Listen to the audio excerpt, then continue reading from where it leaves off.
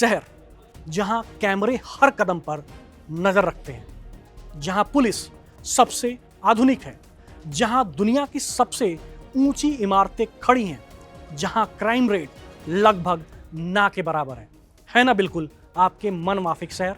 अब एक सवाल, अगर ये शहर इतना सुरक्षित है तो फिर दुनिया के सबसे खतरनाक अपराधी उसी शहर में कैसे रहते हैं? क्यों वहीं मिलते हैं? क्यों दाऊद इब्राहिम जैसे नामों के तार यहीं इसी शहर से जुड़ते हैं? क्यों भारत, पाकिस्तान, अफ्रीका और यूरोप के मोस्ट वांटेड लोग यहीं आकर शांत, अमीर और सुरक्षित जिंदगी जीते हैं? और सबसे चौंकाने वाली बात ये कि कई तो खुलेआम घूमते हैं महंगी गाड़ियों में, सी फेसिंग विला में, और कोई उन्हें छू भी नहीं पाता। क्या ये किसी सिस्टम की गलती है या फिर ये सब जानबूझकर बनाया गया एक ऐसा सिस्टम है जहां पैसा बोलता है और कानून चुप रहता है? आज हम बात करेंगे उस शहर की जिसे दुनिया लग्जरी कैपिटल कहती है, लेकिन अंडरवर्ल्ड के लिए यह है वर्ल्ड्स मोस्ट वांटेड का स्वर्ग। ये कहानी है दुबई की। दुबई एक ऐसा शहर जो रेगिस्तान से ग्लोबल पावर हब तक पहुंच चुका है। आज से 40-50 साल पहले दुबई एक साधारण सा रेगिस्तान इलाका था। तेल सीमित था, संसाधन कम थे, लेकिन दुबई ने एक ऐसा फैसला लिया कि अगर हमारे पास तेल कम है तो हम पैसा खींचेंगे। टैक्स फ्री सिस्टम, आसान बिजनेस रजिस्ट्रेशन, तेज बैंकिंग और रियल एस्टेट में खुली छूट, दुनिया भर का पैसा दुबई आने लगा। अच्छा पैसा भी और काला पैसा भी। अब एक एक करके ब्लैक मनी और मनी लॉन्ड्रिंग का आसान भाषा में समझते हैं, और ये भी समझते हैं कि कैसे दुबई उसके लिए परफेक्ट जगह है। पहले समझते हैं मनी लॉन्ड्रिंग होता क्या है। मान लीजिए किसी के पास अवैध पैसा है, ड्रग्स से आया हुआ, सट्टे से आया हुआ, अपराध से कमाया हुआ, वो उस पैसे को सीधे बैंक में नहीं डाल सकता। तो वो क्या करता है? पहला काम करता है कि किसी दूसरे देश में पैसा भेजता है। दूसरा, वहाँ प्रॉपर्टी खरीदता है, कंपनी खोलता है, फिर उस पैसे को लीगल इनकम दिखाता है। यही है मनी लॉन्ड्रिंग। अब समझिए दुबई इसमें परफेक्ट क्यों है। ऐसा क्या है कि दुबई उसके लिए सबसे अच्छा जगह माना जाता है। प्रॉपर्टी खरीदने में ज़्यादा सवाल नहीं पूछा जाता वहाँ, सेल कंपनियाँ आसानी से बन जाती हैं, टैक्स नहीं है बहुत ज़्यादा, कई देशों से प्रत्यर्पण बहुत मुश्किल है। अब ये भी देखिए कि इंडियन माफिया और दुबई का गठजोड़ कैसा है। उसमें पहला एग्जाम्पल है दाऊद इब्राहिम, भारत का सबसे कुख्यात नाम। 1993 मुंबई ब्लास्ट के बाद दाऊद दुबई शिफ्ट हुआ। क्यों? पहले भारत यूएई का प्रत्यर्पण पर मजबूत नहीं था। दुबई से बिजनेस, हवाला और नेटवर्क चलाना आसान था, पहचान छुपाकर रहना संभव था। आज भी उसका नेटवर्क दुबई से ऑपरेट होने की बातें सामने आती रहती हैं। अगला नाम है छोटा राजा। दाऊद से अलग होकर उसने भी दुबई को बेस बनाया। अंडरवर्ल्ड में दुबई को इसीलिए चुना जाता था क्योंकि यहाँ रहो, पैसे लगाओ और कानून तुम्हें तब तक नहीं छुएगा जब तक तुम दुबई के अंदर गड़बड़ी नहीं करते। और अगला नाम ले लीजिए विजय माल्या, इकोनॉमिक ऑफेंडर का एग्जाम्पल। विजय माल्या सीधे माफिया नहीं, लेकिन ब्लैक मनी और फ्रॉड का बड़ा नाम। दुबई में उसकी मौजूदगी और संपत्तियों को लेकर कई रिपोर्ट्स आई, क्योंकि दुबई में फाइनेंशियल ऑफेंडर्स के लिए लंबे समय तक सेफ विंडो मिला। इन सब पर खतरनाक खुलासा भी हुआ है।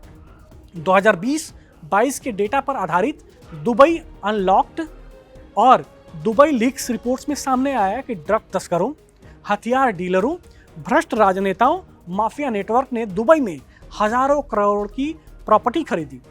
इन रिपोर्ट्स का कहना यह नहीं था कि हर प्रॉपर्टी डर्टी मनी से है, लेकिन डर्टी मनी की पहली पसंद दुबई बन चुका है।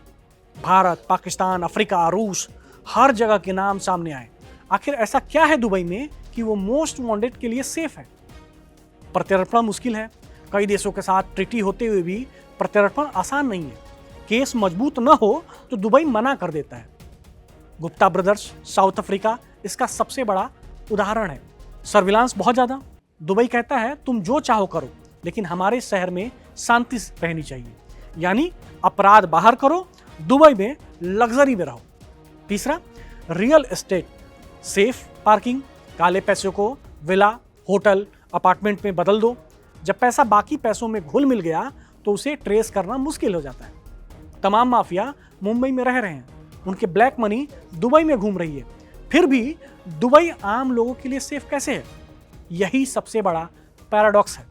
दुबई में स्ट्रीट क्राइम कम है, पुलिस तेज है, कानून सख्त है, आम आदमी सुरक्षित। क्यों?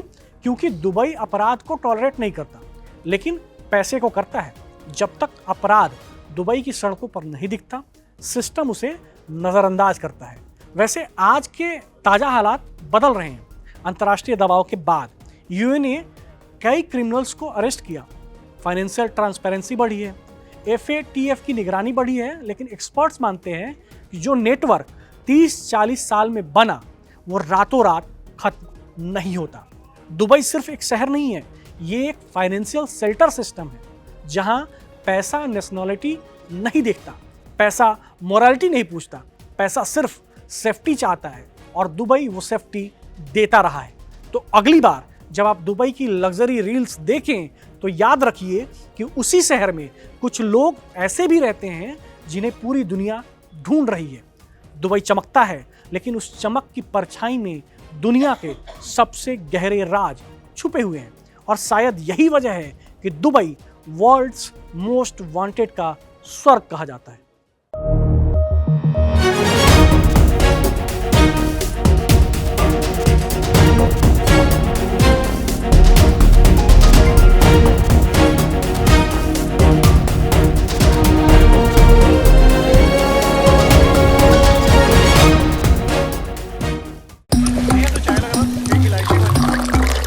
यहाँ ताजा खबर के साथ हर दिन की शुरुआत कड़क है। आमने सामने बैठ रखते हैं बात पूरे दम से, आराम से। चर्चा होती है बेधड़क। यहाँ किस्से कहानियों में बोल सरल और अंदाज बेहद कड़क मिलता है। जीने में एक तेवर है जो आता है सही ज्ञान, जानकारी और उससे कमाई कड़क नोट से। इधर मौके पर चौका नहीं, छक्का लगा जलवा दिखाते हैं। कड़क क्रिकेट से अपने रोमांच को जो बढ़ाते हैं। यहाँ की हर बात का मिजाज एक है, मिजाज कड़क। आपका अपना YouTube चैनल कड़क, लाइव बेधड़क।